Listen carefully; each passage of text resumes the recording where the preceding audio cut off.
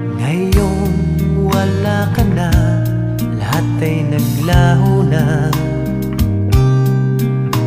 Buhat ng mawalay, nawalan na ng pag-asa.